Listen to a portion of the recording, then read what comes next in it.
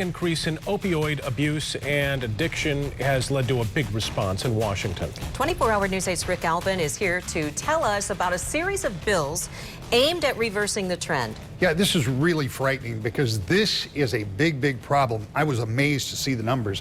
Opioid abuse and addiction is a problem that knows no boundaries, according to one doctor who has been working closely with those who are fighting to get clean and with those fighting in Washington to put more resources into such an effort. Between 25 and 54, we've had a 200% increase in opioid-related deaths.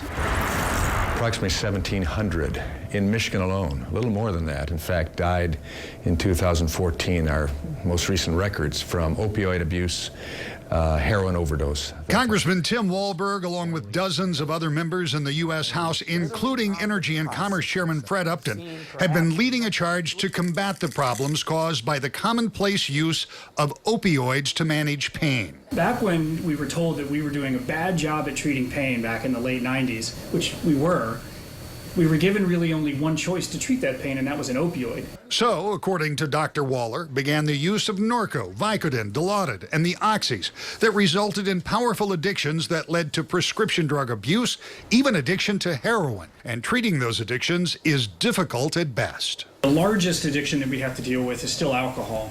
And that one is difficult, but opioids, they have this special little thing that it does to the brain. That special thing, he says, makes it very hard to kick the habit, combined with what he calls the stigma of addiction that doesn't allow treatment as other diseases. Now Waller and his association have been working with Congress to develop and pass legislation they hope will address the problem on a number of levels and deal with the unintended consequences of trying to keep patients comfortable. That's going to be the most comprehensive legislation ever passed for the treatment of patients with addiction. That package of bills, 18 in all, now goes to a conference committee to work out details with a Senate plan on everything from treatment, prevention, the ability to share patient information, even special programs for veterans facing opioid addiction.